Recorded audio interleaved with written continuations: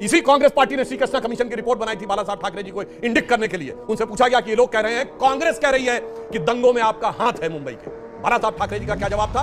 हाथ नहीं, पैर है। गोधरा के ट्रेन के सारे आरोपी कांग्रेस के पदाधिकारी थे। बिना बोलिए, कांग्रेस के साथ खड़े हुए। राहुल गांधी कहते हैं हिंदू अलग है, हिंदुत्व तो नफरत का प्रतीक है। नहीं, वो गलत कहते हैं, इस मामले में गलत है, क्योंकि हिंदुओं की विचारधारा ही तो हिंदुत्व है। ये ब्रेकिंग न्यूज है, क्योंकि राहुल जी कह रहे हैं कि हिंदू तो अलग है और हमने ये बात इस बात के खिलाफ है। राजनीतिक विचारधारा है इसके खिलाफ जो मुसलमानों और क्रिश्चियंस को बराबर नहीं मानते। हिंदुत्व का मतलब हिंदुओं की विचारधारा है जो सभी को समान जीने का अधिकार देती है। राम मंदिर की अभी कंस्ट्रक्शन कंप्लीट नहीं हुई है, सिर्फ एक फ्लोर बना है, फिर भी जनवरी में रामलला की मूर्ति वापस स्थापित की जा रही है इलेक्शन से 3 महीने पहले। क्या ये राजनीतिक फायदा लेने के लिए नहीं है? बहुत बढ़िया सवाल।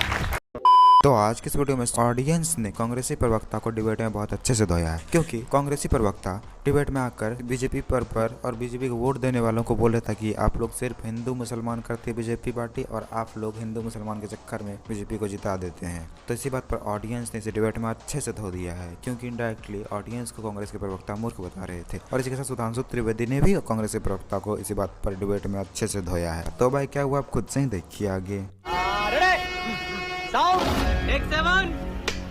मगर एक अंतर क्या आया? एक मिनट सुनिए, अंतर ये आया है कि आज उद्धव ठाकरे जी ये बोल रहे हैं कि वो दंगे होंगे। मुझे याद है, कहता हूं जाके दर्शकों से सब चेक करिए जो करोड़ों दर्शक देख रहे हैं। बाला साहब ठाकरे जी का इंटरव्यू अवेलेबल है कि उनसे पूछा गया, इसी कांग्रेस पार्टी ने श्री कृष्णा कमीशन की रिपोर्ट बनाई थी बाला साहब ठाकरे जी को इंडिक्ट करने के लिए। उनसे पूछा गया कि ये लोग कह रहे हैं, कांग्रेस कह रही है कि दंगों में आपका हाथ है मुंबई के। तो बाला साहब ठाकरे जी का क्या जवाब था? हाथ नहीं, पैर है। क्योंकि कुछ चीजें ऐसी होती जो पैर से समझते हैं। बताइए, बाला साहब ठाकरे ये बोलते थे और आज उद्धव ठाकरे जी ये बोलने लगे। मुझे याद है थे और हिंदुत्व की बात कर रहे हैं, तो क्या आपको ये आप सोचिए, अगर राम मंदिर की प्राण प्रतिष्ठा हो रही है, आप सपना देख रहे हैं कि ट्रेन भक्तों की जो ट्रेन आएगी उस पर अटैक का सपना आप देख रहे हैं। क्या कारण है? क्या इंटेलिजेंस है आपके पास इतना बड़ा आरोप लगाने के लिए? उसमें यह है कि जिस तरह की दुर्घटना उस वक्त घटी थी, इस तरह की दुर्घटना अब नहीं घटनी चाहिए। ये बसों को, ट्रेनों को भर करके वहां करोड़ों हिंदुओं को ले जाना चाहते हैं। क्या 120 करोड़, क्या 100 करोड़ हिंदुओं को वहां ले जाएंगे? किस लिए इतनी भीड़ इकट्ठा कर रहे हैं? आजकल सोशल मीडिया है, टीवी है, सबको, हर कोई अपने घर में बैठ करके उसको दर्शन कर सकता है। कितने लोगों को लेके जाएंगे? राम मंदिर इतने सालों बाद बन रहा है। एक मिनट, अभी बता रहा हूं। मतलब कि सबको मान्यवर 40 करोड़ लोगों को कुंभ में दर्शन करा दिया, कुछ नहीं हुआ। गलत फहमी मत रही है। 40 करोड़ में जो दर्शन होते हैं वो एक दिन के अंदर 3-4 करोड़ लगते हैं। एक ही दिन में नहीं होता। लोग शुरू करेंगे, एक ही दिन में 40 करोड़ नहीं हो सकते। एक दिन में कितने पता? 3.5 करोड़। 3.5 करोड़ हो सकते हैं। 3.5 करोड़ हो सकते हैं, और वो बगैर किसी समस्या के हो गए, क्योंकि सरकार हमारी। लेकिन जिस दिन उद्घाटन है और वहां पर भी जिस दिन उद्घाटन है, क्या उस दिन ये लॉजिक कि आप ऑनलाइन दर्शन कर लीजिए, दर्शन करने की जाने की आवश्यकता नहीं है। ये तो कोई लॉजिक नहीं है।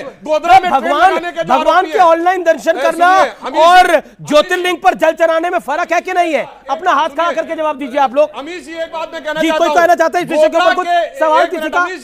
गोधरा के ट्रेन के सारे आरोपी कांग्रेस के पदाधिकारी थे।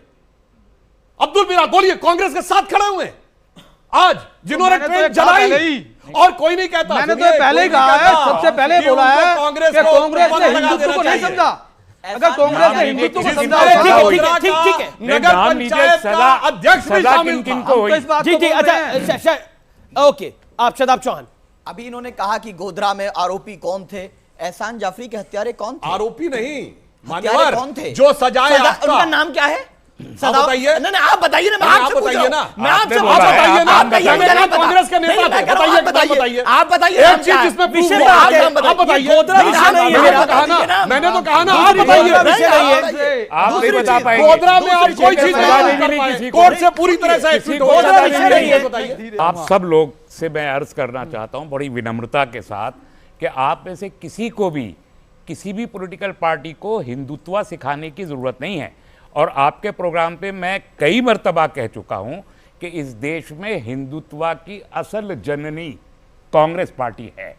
आप सब उसके चेले हैं, आप सब उसके जूनियर हैं, आप सबने उससे सीखा है। आप उसको क्या सिखाएंगे? लोकतांत्रिक व्यवस्था यही कहती है। और अगर आप उसकी मिसालें सुनना चाहते हैं तो मैं मिसालें देना शुरू कर दूं। देखिए, चलिए, आप कहे तो मैं मिसालें देना शुरू कर दूं। तो शिवसेना को आप क्या कहेंगे? मतलब इनकी पार्टी को भाई, ये सब लोग उसी आइडियोलॉजी से निकल के आए हैं। मुझे बताइए, बाल गंगाधर तिलक जी क्या कांग्रेसी नहीं थे?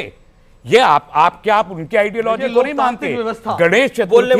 गणेश चतुर्थी का आगाज क्या बाल गंगाधर तिलक जो कांग्रेस के बहुत टावरिंग लीडर है, क्या उन्होंने नहीं किया? बिल्कुल किया। क्या लाला लाजपत राय जी कांग्रेस के टावरिंग लीडर नहीं थे जी? क्या पंडित मदन मोहन मालवीय कांग्रेस के बहुत बड़े लीडर नहीं थे? तो कहना क्या चाह रहे हैं अभी ये जो बोल रहे हैं? मैंने जो कहना ये कह रहे हैं हम राहुल गांधी को सिखाएंगे। वो तो मैंने पहले जुमले में कह दिया कि इस देश में हिंदुत्व की जननी कांग्रेस पार्टी है और मैं इस पे बहस कर सकता हूं, जो करना चाहे कर ले। मैं इस बात को मानता हूं, हमारे देश में मतलब तो शिवसेना आप कांग्रेस से सीखेगी? नहीं, सुनिए,